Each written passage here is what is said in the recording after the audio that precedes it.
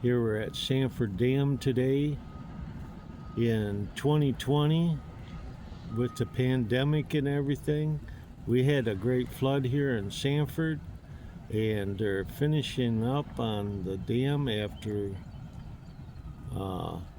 5 years and something.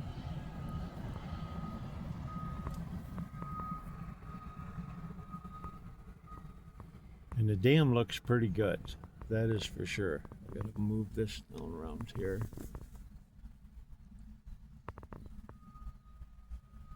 Right there.